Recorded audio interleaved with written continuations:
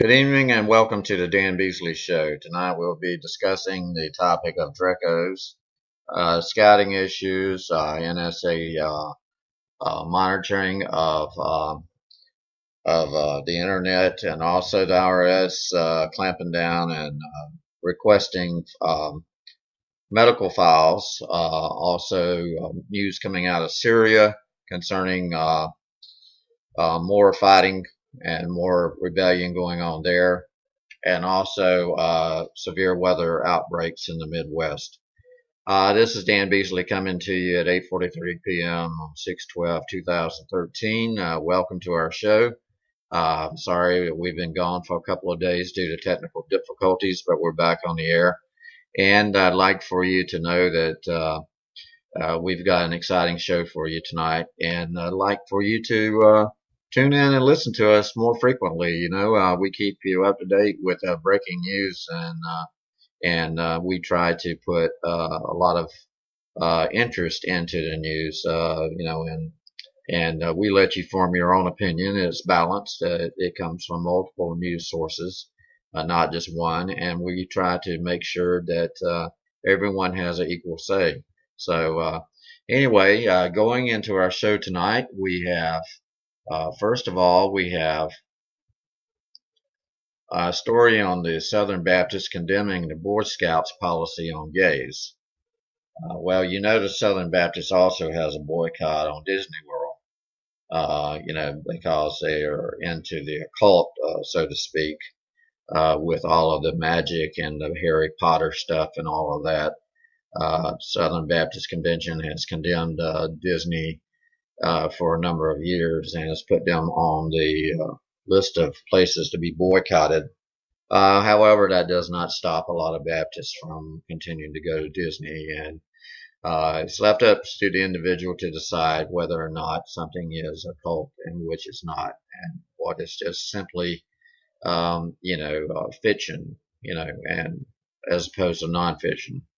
So anyway, in Houston, coming from Reuters, the Southern Baptist Convention on Wednesday voted to voice opposition to the Boy Scouts of America's decision to admit gay members, saying that homosexual conduct is contrary to the Scouts' oath to do its duty to God. Well, they have a duty to God, family, and country, and those are the three pillars of our civilization, our Western civilization. So if this is eroding the role that the family has to play in keeping our civilization and our way of life going, then it is detrimental to the health of the country as a whole and Western civilization as a whole. So the news goes on and says the Southern Baptists are the nation's largest Protestant denomination, approving a non-binding resolution opposing the policy at its annual convention in Houston. The resolution requires no action by member churches, but leaves them to decide individually whether to stop sponsoring Scout troops. A lot of the sponsorship does come from the churches, and it comes from the United Way and other nonprofit organizations, and it has a lot of people up in arms about it. Even though if no one had made it an issue, it probably would never have surfaced, and the gay members probably would have went through the Boy Scouts just fine anyway. But being that they're trying to make it an issue, then it becomes something that has to be dealt with by its sponsors. So it's just like a radio show or a TV show. If you upset your sponsorship, then you're in trouble. So anyway, moving along, we go to the next news item, and this is coming out of Israel. The Israeli Prime Minister warns of another Holocaust from Iran. Iran has constantly and consistently said that they were going to wipe Israel off the face of the earth. They were going to wipe them off the map. And this is coming from Warsaw, Poland. And Israeli Prime Minister Benjamin Netanyahu began his two-day visit to Poland, which Germany's Nazis occupied during World War II, and where they committed the worst crimes ever against the Jewish people, with a stern warning about a potential Holocaust from Iran. The Holocaust was during World War II. The Jewish people were rounded up, and they were condemned and put in concentration camps, and eventually the final solution was to dispose of the Jewish people, which led to the establishment of the Jewish homeland in the Mideast, which has been the source of a lot of wars and skirmishes ever since. So uh, anyway, Netanyahu said Wednesday the upcoming so-called Iranian presidential election will change nothing in the Islamic Republic's quest for nuclear weapons, and the regime will continue to pursue a bomb aimed at destroying Israel. Iran insisted its uranium enrichment program only has peaceful goals. Iran's election overseers have approved a list of would-be hopefuls, most of them loyalists favored by the theocracy and the military, and any future president will likely side with the supreme leadership's nuclear aspirations.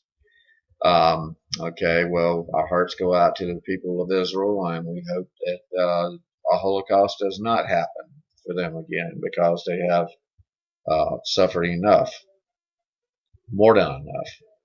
They have been expelled from every country on the face of the earth, just about, and every country that expelled them has lost their power and lost their leadership, and they became second class countries. I mean, they were no longer at the top of leadership. They lost their leadership ability. News coming out of the Yahoo News as well. The NSA director, National Security Agency director, says that surveillance helped stop dozens of attacks. Well, we're reading from Washington, again reported by Reuters news service, that the head of the National Security Agency said on Wednesday that extensive U.S. surveillance efforts had helped stop dozens of possible attacks, and warned that making details of the top secret programs public had compromised national security. In his first appearance before Congress since being a NSA contractor, since an NSA contractor lifted the veil on the agency's broad monitoring of phone and internet data, General Keith Alexander defended the program as an essential tool to fight against terrorism. It's dozens of terrorist events that these have helped prevent, the NSA told the U.S. Senate committee, both here and abroad, in disrupting and contributing to the disruption of the terrorist attacks. So anyway, relying on documents from the NSA contractor Edward Snowden, who, by the way, is on the run right now, is trying to seek asylum in another country. I think Iceland. I think it's his possible goal. Britain's Guardian newspaper and the Washington Post revealed last week that the vast U.S. government effort to monitor phone and internet data at big companies such as Google and Facebook. So those, Alexander said, the disclosures, which has sparked a criminal investigation and internal Obama administration review of the potential national security damage, had jeopardized safety in the United States and elsewhere. So anyway, you've got them saying, NSA saying that this was a very important tool that they were using to fight terror. The next story coming up, it says different. It says the NSA has been slapped with a $20 billion class action lawsuit. And this news is coming out of WorldNetDaily.com. And it says, the National Security Agency surveillance scandal could now cost the federal government and its corporate cronies a cool $20 billion or more. NSA, Department of Justice, President Obama, Attorney General Eric Holder, and 12 companies allegedly collaborating with the government to conduct warrantless surveillance of American citizens are all named defendants in the class action lawsuit brought on by former Justice Department prosecutor Larry Klayman, founder of Freedom Watch. So he says that government dishonesty and tyranny against the people have reached historic proportions. Clayman said in a statement, and the time has come for we the people to rise up and reclaim control of our nation. The lawsuit was filed in the U.S. District Court for the District of Columbia. It seeks $20 billion in damages, a cease and desist order, expulsion of all phone and communication records collected by the government through its PRISM surveillance program, and full disclosure and complete accounting of what named companies have allowed the DOJ, the Department of Justice, and the NSA to do.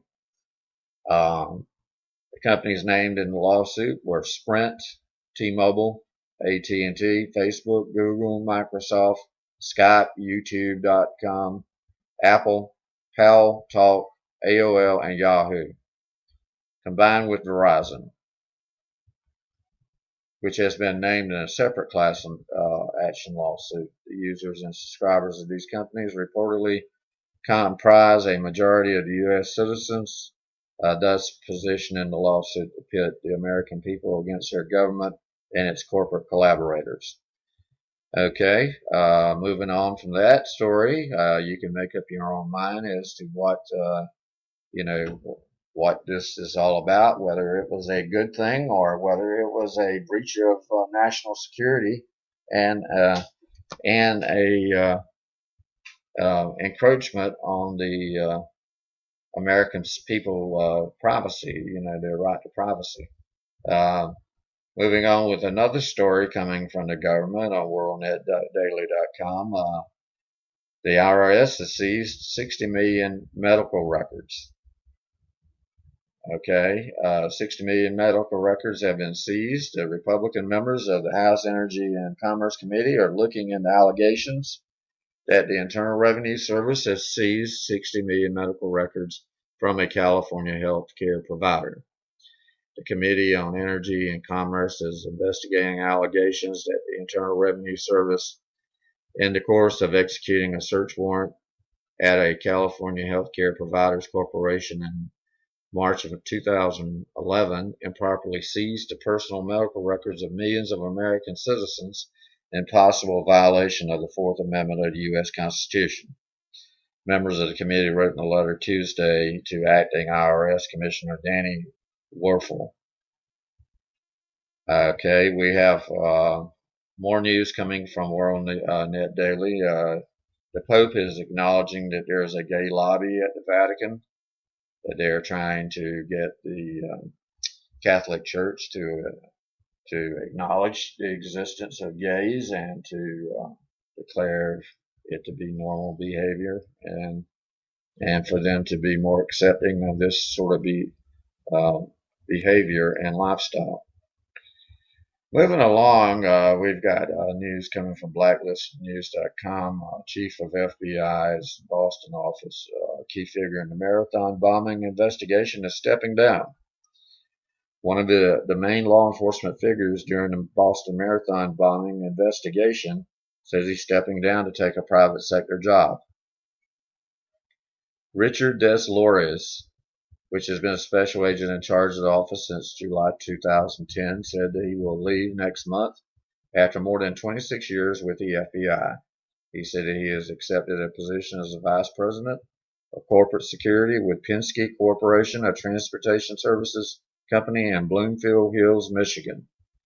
In an interview, Deslores says he's most proud of his role in the apprehension of the reputed mobster and longtime fugitive James Whitey Bulger, and the arrest of 2 Boston area Russian sleeper agents, the arrest and conviction of a man charged with conspiring to help Al-Qaeda, and a man accused in a plot to fly a remote control model plane packed with explosives into the Pentagon and U.S. Capitol, an investigation into the deadly Boston Marathon bombing. Moving along to another story, from Blacklisted News, we see that more people see the former contractor who leaked the information about the NSA gathering the information. They see him as a patriot more than a traitor, according to a poll. And 23% says that they say that he's a traitor, while 31%